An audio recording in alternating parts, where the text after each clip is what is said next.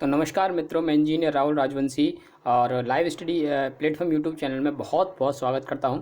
और आज हम स्टार्ट करने जा रहे हैं फ्रेंड्स। देखो, हमारी राजस्थान जीके का जो सेशन चल ही रहा है, ठीक है, लेकिन आज हम इंडिया जीके स्टार्ट करने जा रहे हैं फ्रेंड्स। पूरा हम सीरीज पूरा कराएंगे यहाँ पे। और आज हमने स्टार्ट किया है आधुनिक भारत का इतिहास। आधुनिक भारत का इतिहास, ठीक है फ्रेंड्स। तो आधुनिक भारत का इतिहास हमने स्टार्ट किया है फ्रेंड्स, ठीक है। तो याद रखना, हम इसको पूरा कराएंगे, ठीक है मित्रों। तो चलते हैं भारत में यूरोपीय कंपनियों का आगमन व प्रसार के बारे में बात करते हैं। कैसे कैसे यूरोपीय लोग यहाँ पर आए और उन्होंने यहाँ पर बिजनेस किया, ठीक है, क्या उनका रोल प्ले था और कैसे कैसे अंग्रेजों ने यहाँ पे शासन किया, ठीक है। तो पढ़ते हैं इसके बारे में। देखिए, भारत में यूरोपीय कंपनियों का आगमन एवं प्रसार, ठीक है। फर्स्ट पॉइंट है, भारत में यूरोपीय कंपनी के आगमन के क्रम इस प्रकार थे। देखो, सबसे पहले कौन आए? पुर्तगाली आए, फिर उसके बाद डच, फिर अंग्रेज, डेनिश और उसके बाद लास्ट में आए फ्रांसीसी, ठीक है। और जो पुर्तगाली थे सबसे ज़्यादा रहने वाले थे यहाँ पे और लास्ट में जाने वाले लोग थे। पुर्तगाली सबसे पहले आए थे और लास्ट में गए थे। देखिए, अब बात करते हैं वास्को डी गामा की। 20 मई, कब? 20 मई 1498 ईस्वी में भारत के पश्चिमी तट पर स्थित कालीकट बंदरगाह पहुंचा था। कहाँ पे पहुंचा गया था? कालीकट बंदरगाह पहुंचकर भारत एवं यूरोप के बीच नए समुद्र की खोज की। इसने क्या किया? यूरोप और भारत के बीच क्या की? एक नए समुद्र की खोज कर ली, ठीक है। आगे बात करते हैं। फ्रांसिस्को द अल्मेडा 1505 ईस्वी में भारत के प्रथम पुर्तगाली वायसरॉय बनकर आया। देखिए, 1505 में कौन? फ्रांसिस्को द अल्मेडा भारत में प्रथम पुर्तगाली वायसरॉय बनकर आया था, ठीक है। पहला वायसरॉय कौन था? Francisco de Almeida. तो नेक्स्ट पॉइंट है, अल्फांसो द अल्बुकर्क 1509 में भारत में पुर्तगालियों का वायसरॉय बना। और इसके बाद 1505 के बाद 1505 में कौन आता? Francisco de Almeida. उसके बाद 1509 में, उसके 4 साल बाद ही कौन बन गया पुर्तगालियों का वायसरॉय? वो बन गया आपका अल्फांसो द अल्बुकर्क, ठीक है।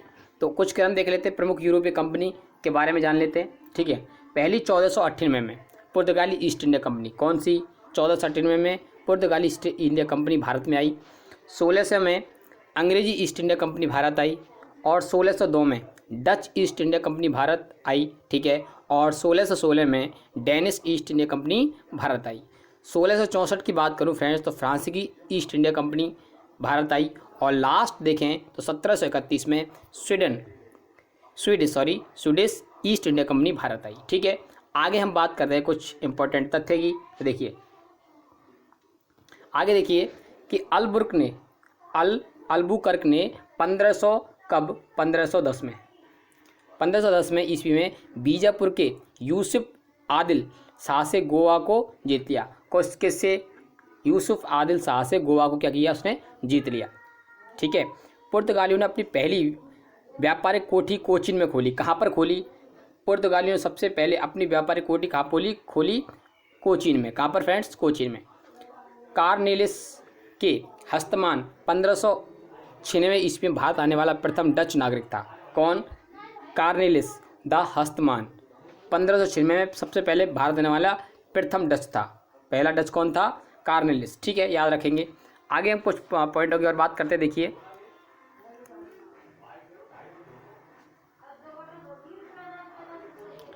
तो देखिए फ्रेंड्स, डचों की व्यापारिक आधारशिला भारत में रखने वाला श्रेय 1592 ईस्वी में एमस्टर्ड की व्यापारिक कंपनी को है। किसको? एमस्टर्ड की व्यापारिक कंपनी को जाता है, ठीक है। 1592 में एमस्टर्ड की व्यापारिक कंपनी को ही क्या जाता है कि डचों की जो व्यापारिक कंपनी की आधारशिला थी वो भारत में रखी गई, ठीक है। आगे बात करते हैं, डचों ने 1502 ईस्वी में, कब? 1502 ईस्वी में पूरब से व्यापार करने के लिए डच ईस्ट इंडिया कंपनी की स्थापना की। देखो, 1602 में किसकी की? डच ईस्ट इंडिया कंपनी की स्थापना की। कहाँ से? पूर्व से व्यापार करने के लिए, ठीक है। ये मुख्य पॉइंट है। आगे बात करता हूँ, डच ईस्ट इंडिया कंपनी का मुख्य प्रशासनिक केंद्र क्या रहा? बटाविया। कौन सा क्षेत्र था? बटाविया क्षेत्र था, ठीक है फ्रेंड्स, याद रखेंगे। आगे हम बात करें तो देखिए, आगे पॉइंटों की बात करूं तो कोरोमंडल तट पर मसूलीपट्टनम में 1605 में, कब? 1605 में ईस्वी में प्रथम डच फैक्ट्री की स्थापना की गई?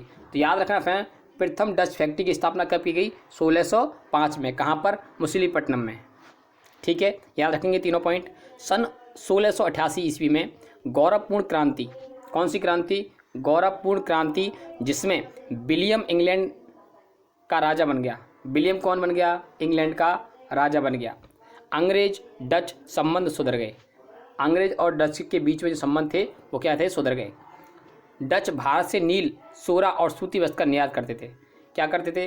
नील, सोरा, सूती वस्त्र का निर्यात करते थे फ्रेंड्स। ठीक है,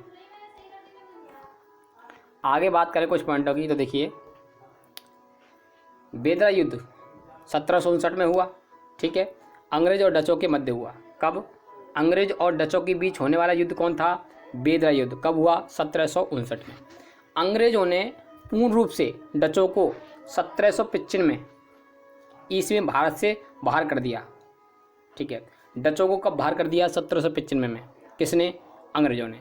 ठीक है, बात करें अगले पॉइंट की, तो अंग्रेजों की प्रथम व्यापारिक कोठी सूरत में 1608 में खोली गई। तो ये इंपॉर्टेंट पॉइंट है। अंग्रेजों की पहली फैक्ट्री या पहली कोठी की बात करें तो पहली फैक्ट्री कब खोली गई? 1608 में। और कहाँ खोली गई? सूरत में।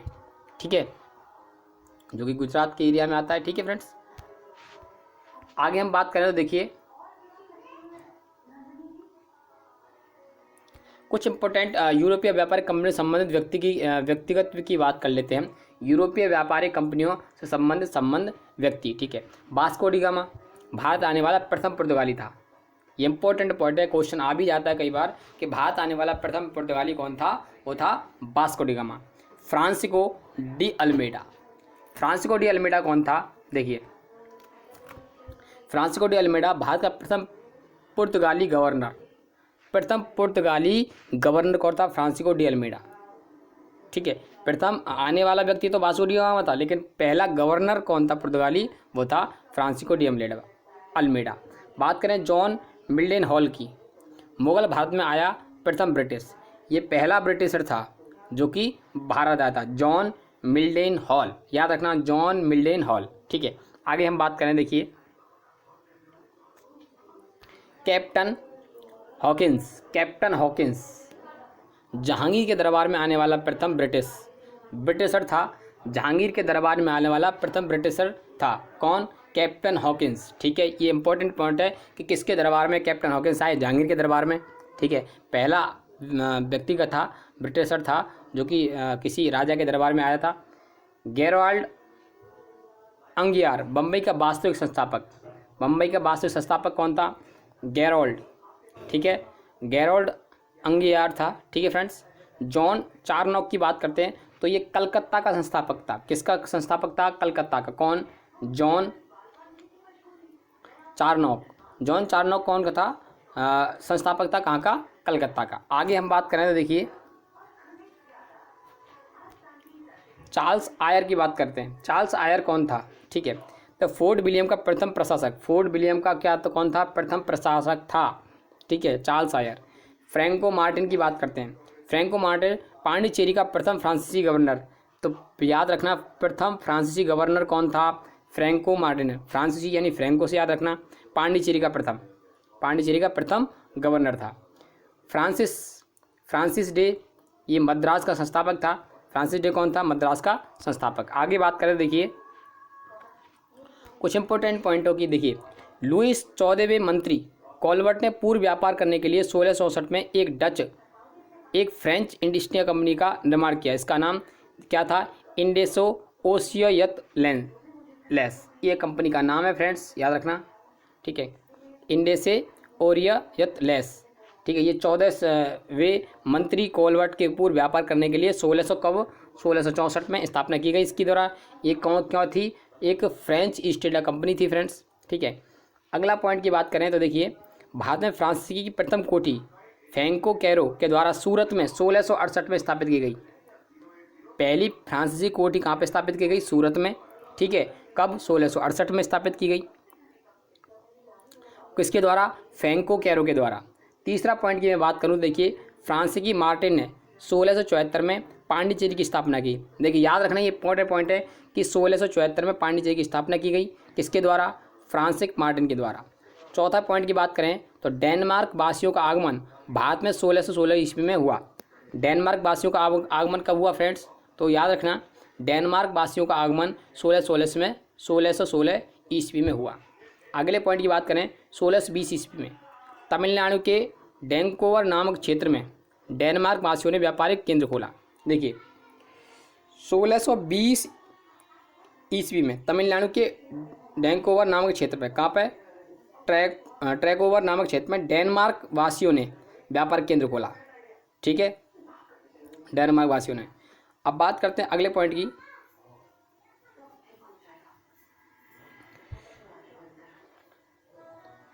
अगला पॉइंट है सेरमपुर दना का प्रमुख व्यापारिक केंद्र रहा। ठीक है, अगले पॉइंट की बात करते हैं फ्रेंड्स। तो देखिए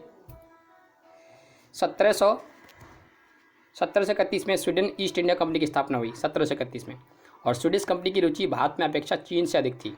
कहाँ पे अधिक थी? चीन में अधिक थी। तो फ्रेंड्स आज के लिए बस इतना ही। आगे बात करेंगे नेक्स्ट टॉपिक की, और मैं ये पूरा यहाँ पे आपको कराने वाला हूँ। ठीक है, तो टेक केयर।